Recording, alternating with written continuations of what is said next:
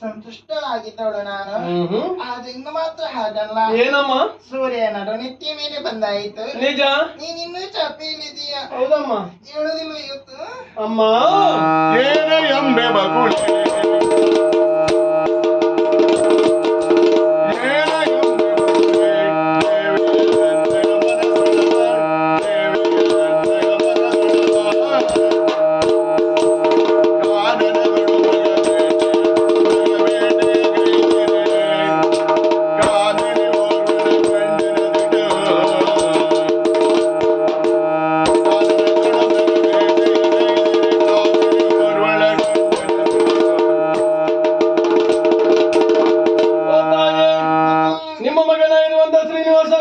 ಅನುಮತಿಯನ್ನು ಪಡೆದುಕೊಂಡು ರಗಬೇಟೆಗಾಗಿ ಹೊರಟು ನಿಂತವನು ಕಾಡಿಗೆ ತಾಯಿ.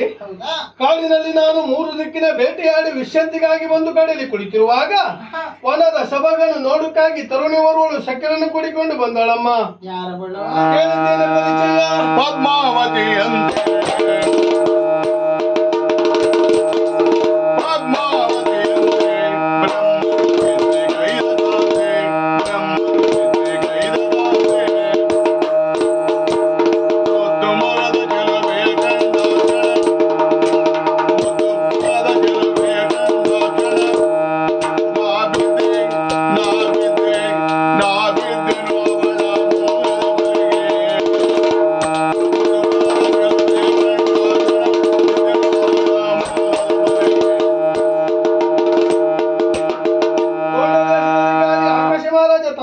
ಧರಣಿದೇವಿ ತಾಯಿಯಂತೆ ಪದ್ಮದಿಂದ ಹುಟ್ಟಿದ ಕಾರಣ ಪದ್ಮಾವತಿ ಎಂಬುದಾಗಿ ಅವಳ ರೂಪಾಂತರ ಬ್ರಹ್ಮನು ತಿದ್ದಿದ ತಂದದ ಗೊಂಬೆಯಾಗಿದ್ದಳಮ್ಮ. ಆ ಪದ್ಮಾವತಿಯನ್ನು ನಾನು ಮದುವೆಯಾಗಬೇಕೆಂಬುದಾಗಿ ಯೋಚಿಸಿದ್ದೇನೆ. ಹೋಗಿ ಕೇಳಿಕೊಂಡು ಬರ್ತೀರ ತಾಯಿ? ಅಮ್ಮ. ಆಕಾಶರಾಜನ ಮಾತನ್ನ ಕೇಳಿದೀಯಾ? ಏನು? ಬ್ರಹ್ಮದೇವನೇ ಪೌರೋಹಿತ್ಯವನ್ನು ವಹಿಸಬೇಕಂತೆ. ಮುಕ್ಕೋಟಿ ದೇವತೆಗಳು ಸೇರಬೇಕಂತೆ. 16,000 ರಾಮಟಂಕ ಹಣ್ಣನ ವಧದಕ್ಷಿಣೆಯಾಗಿ ಕೊಡಬೇಕಂತೆ. ತಾಯಿ, ಬ್ರಹ್ಮ ಹಾಗೂ ದೇವತೆಗಳು ಬರುವಂತ ವ್ಯವಸ್ಥೆ ನಾನು ಮಾಡುತ್ತೇನೆ. ವಧು ದಕ್ಷಿಣೆಗಾಗಿ ನೀವು ಚಿಂತೆ ಮಾಡುವಂತ ಅಗತ್ಯ ಇಲ್ಲ ತಾಯಿ. ಅಷ್ಟ ದಿಕ್ಪಾಲಕನಲ್ಲಿ ಓರ್ವನಾಗಿರುವಂತ ಕುಬೇರ, ಆ ಕುಬೇರನಲ್ಲಿ ನಾನು ಸಾಲವನ್ನು ಮಾಡುತ್ತೇನಮ್ಮ. ಅಮ್ಮ, ಶೇಷಚಲ, ಋಷಭಚಲ, ವೆಂಕಟಚಲ, ವರಾಚಲ, ಗರುಡಚಲ, ತಿರುಮಲಾಚಲ, ಗೋವಿಂದಚಲ ಕಾಣುವಂತ ಮಧ್ಯದಲ್ಲಿ ತಿರುಮಲ ಬೆಟ್ಟ. ತಿರುಮಲ ಬೆಟ್ಟದಲ್ಲಿ ನಾನು ತಿಮ್ಮಪ್ಪ ಸ್ವಾಮಿಯಾಗಿ ನೆಲೆಸುತ್ತೇನೆ. ಪುಣ್ಯಕ್ಷೇತ್ರಬಹುದು, ಗಣ್ಯಕ್ಷೇತ್ರಬಹುದು, ಮುಂದೆ ಅದು ತಿರುಪತಿ ಎಂಬ ಕ್ಷೇತ್ರವಾಗ್ತದೆ.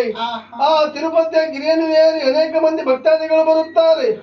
ಬರುವಂತ ಭಕ್ತಾದಿಗಳು ತರುವಂತ ಹಣವನ್ನು ಕಾಣಿಕೆ ಉಂಡಿಗೆ ಹಾಕುತ್ತಾರೆ. ಅದನ್ನೇ ಸಮುದ್ರರಾಜನ ಮುಖೇನ ಕುಬೇರನಿಗೆ ಸೇರುವಂತ ವ್ಯವಸ್ಥೆ ನಾನು ಮಾಡುತ್ತೇನೆ ತಾಯಿ. ತಿರುಪತಿ ಬರುವಂತ ಭಕ್ತಾದಿಗಳಿಗೆ ಪ್ರಸಾದವಾಗಿ ಲಡ್ಡನ್ನೇ ಪಡೆದುಕೊಂಡು ಹೋಗ್ತಾರೆ ತಾಯಿ. ಹಿಂದೆ ನಾನು ಕೃಷ್ಣ ಮಾತಾಡಿರುವಂತಹ ಸಮಯದಲ್ಲಿ ಯಶೋದೇವಿ ಆಗಿರುವಂತಹ ನೀವಾಡಿರುವಂತ ಮಾತು 16,008 ಜನ ಮಡದಿದ್ದರು ಕಲ್ಯಾಣ ನೋಡಕ್ಕೆ ಭಾಗ್ಯಲೆಂಬುದಾಗಿ ಹೇಳಿದ ಕ್ಷಣ ಯುಗ ಯುಗದಲ್ಲಿ ಬಗೆ ಬಗೆಯ ವಸ್ತು ನಾನು ಧರಿಸುತ್ತೇನೆ. ಮುಂದೆ ನಾನು ಶ್ರೀನಿವಾಸನಾಗಿ ದರಗಿಳುತ್ತೇನೆ. ಯಶೋದೆ ಇರುವಂತ ನೀವು ಬುಕ್ಕುಳಿಯಾಗಿ ಬರುತ್ತೀರೆಂಬುದಾಗಿ ಹೇಳಿದ್ದೀರಿ ತಾಯಿ. ಇನ್ನು ಮುಂದೆ ತಿರುಪತಿ ಕ್ಷೇತ್ರದಲ್ಲಿ ನಿಮ್ಮ ಪಾಲಿಗೆ ನಾನು ನಿತ್ಯ ಕಲ್ಯಾಣೋತ್ಸವ ನೋಡುವಂತ ಭಾಗ್ಯ ದೊರಕಿಸುತ್ತೇನೆ ತಾಯಿ. ನನ್ನ ಜನ್ಮಾಂತರದ ಕಥೆಯನ್ನ ಬಿಚ್ಚಿಟ್ಟೆ. ಸಂತೋಷ ಆಯ್ತು. ಶ್ರೀನಿವಾಸ ಕಲ್ಯಾಣ ಎನ್ನುವುದು ವಿಶ್ವದ ಕಲ್ಯಾಣವಾಗಲಿ ಎಂದು ಹಾರೈಸ್ತೇನೆ.